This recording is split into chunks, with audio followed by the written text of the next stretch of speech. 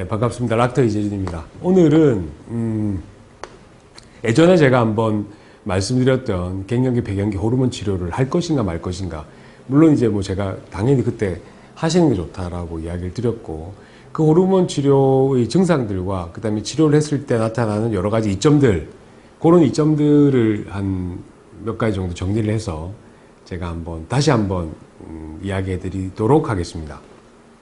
우선 자신이 갱년기인지 배경인지 정확하게 알 수가 없기 때문에 뭐 병원에 오시면 뭐 호르몬 검사라든지 뭐 안 그러면 초음파나 뭐 등등 여러 가지 검사로 확인해 보실 수는 있지만, 우선 가장 첫 번째 증상이 그거겠죠. 생리가 안 나온다. 보통 한 1년 정도까지 생리를 기다려 보시는데 1년 정도 동안에 생리가 안 나오는 경우는 당연히 배경을 의심해 봐야 되겠죠.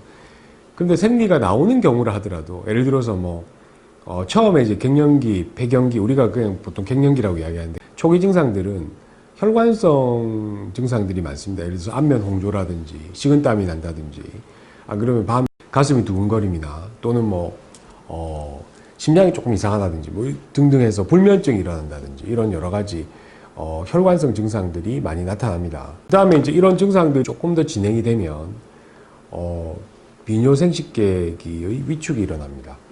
그래서 외후부 쪽이 건조해지고, 그것 때문에 부부관계 하실 때 여러 가지 불편한 점들을 많이 호소를 하시죠. 그런데 사실은 이 초기, 중기의 어떤 그런 증상들보다 더 심각한 증상들이 뭐냐 하면 골다공증이죠. 골다공증이나 심장, 혈관, 그러니까 심혈관계 질환, 예를 들어서 그 심근경색이라든지 심혈관성 질환이라든지 이런 것들도 생길 수도 있지만은, 그거 말고도 골다공증, 그리고 심한 경우에는 치매도 연관이 되어 있다고 되어져 있습니다. 그러면 과연 호르몬 치료를 보통은 하라고 제가 이야기는 드리는데, 정확한 가이드라인이 어떻게 되느냐.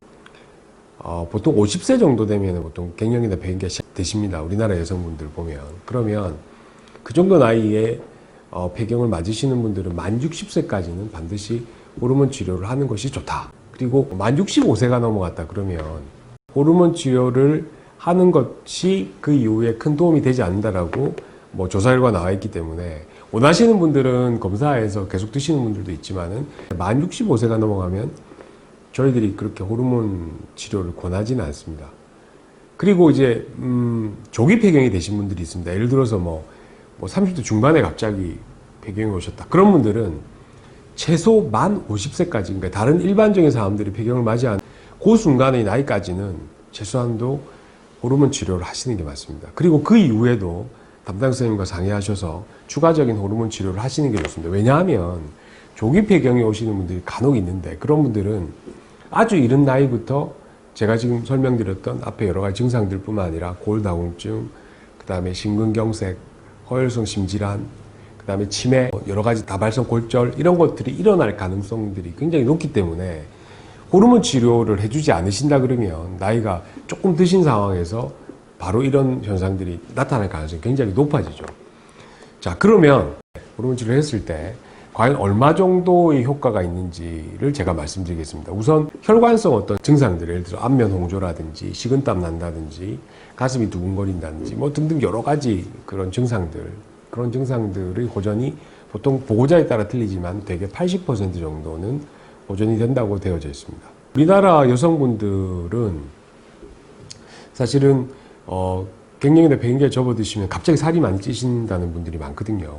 그 이유가 이제 호르몬이 갑자기 단절이 되면 이 여성 호르몬 에스트로겐이라는 게 지방의 어떤 분해라든지 대사라든지 또는 집안의 축적이라든지 이런 데 굉장히 큰 영향을 주고 있는데, 이 호르몬이 갑자기 사라지게 되면 갑작스럽게 살이 찌게 되는 거죠. 주로 살이 많이 찌신 부분이 뱃살이라든지, 팔다리는 가늘어지면서 이제 복부 쪽에, 옆구리 쪽에, 이런 쪽에 이제 살들이 이제 증가하면서 체중이 증가하시는 분들이 많습니다. 그래서 보통 갱년기나 배경기에 접어들고 난 다음에 운동을 해서 한 4, 5kg 정도 빼시는 노력은 정말 엄청난 노력을 해야지 빠지거든요. 그럴 바에 차라리 갱년기나 배경기가 오기 전 올 것 같다라고 생각하시면 미리 그때 운동을 충분히 하셔가지고 한 4, 5kg 정도 감량을 하고 갱년기나 배경기를 맞으시는 것도 좋은 방법입니다. 그리고 또 하나는, 보통 우리가 갱년기나 배경기에 접어드신 여자분들을 대상으로 설문조사를 해보면 거의 60~5% 정도에서 요통, 허리 통증, 대퇴부 통증 또는 여러 가지 관절 통증을 호소하시게 됩니다. 호르몬이 사실은 이런 관절 쪽의 윤활유라고 생각하시면 편할 것 같습니다. 근데 그 윤활유가 갑자기 사라지게 되면 위축이 되고 삐걱거리게 되고 그러면서 이제 요통도 생기고 그다음 여러 가지 관절통이 생기게 되는 거죠.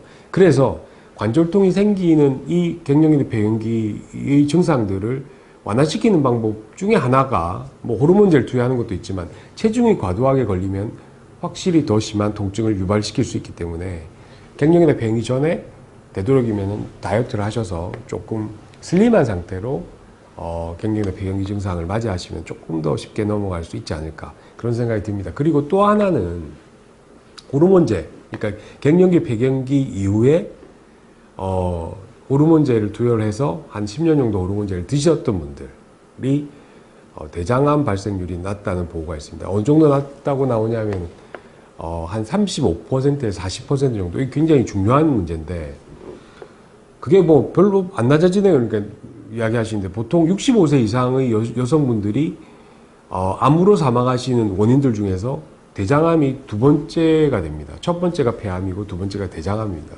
그래서 대장암 사망을 35에서 40% 정도 호르몬 투여를 하셨던 분들이 낮출 수 있다는 것은 그건 엄청나게 낮추는 겁니다. 보통은 호르몬제 투여를 꺼려 하시는 이유가 유방암이 생기기 때문에 꺼려 하시는 분들이 많은데 제가 보통 이렇게 표현을 합니다. 유방암 발생률이 증가하는 여러 가지 이유들이 있습니다. 예를 들어서 뭐 과도하게 살이 찌신 분들, 그 다음에 술을 좋아하시는 분들, 술 좋아하셔도 사실 유방암이 증가합니다. 그 다음에 이제 초경 나이가 좀 일찍이었다든지 아기를 한 명도 놓지 않았던 미혼 여성이거나 또는 결혼하셨어도 아기를 놓지 않았던 분들, 그리고 심지어는 커피를 매일 한 잔씩 드셔도 유방암이 증가합니다. 그런데 그런 유방암 증가를 시키는 여러 가지 요인들 중에서 호르몬제도 있다고 생각을 하시는데 호르몬제를 투여했을 때 유방암이 증가하는 정도는 저는 이렇게 표현합니다. 하루에 한 잔 정도 매일매일 커피를 마셨을 때 유방암이 증가하는 정도와 비슷하다. 그러니까 별 크게 영향이 없다는 이야기죠. 여러분들이 그 유방암이 증가한다고 커피를 마시지 않거나 유방암이 증가한다고 음주를 안 하시는 분들은 없는 걸로 알고 있습니다. 그래서 그 정도로 아주 미미할 정도의 영향이기 때문에 제가 지금 설명드렸던 그런 여러 가지 좋은 점들, 그리고 대장암 감소시키고 심근경색이나 심혈관계의 어떤 질환, 혈관성 질환이라든지 또는 치매, 그 다음에 골다공증 이런 것들을 해결하는 이득을 얻으시는 게 훨씬 호르몬제 투여를 하면서 손해보는 것보다 많다는 것을 강조하면서 오늘은 갱년기 이후에 호르몬 치료에 대해서 말씀드렸습니다. 감사합니다. 닥터 의학사전을 구독하시고 또 좋아해 주신 여러분들 너무 감사를 드립니다. 여러분들이 구독과 좋아요는 우리 동영상 제작에 굉장히 큰 힘이 되고 그리고 앞으로도 많은 관심 부탁드립니다. 고맙습니다.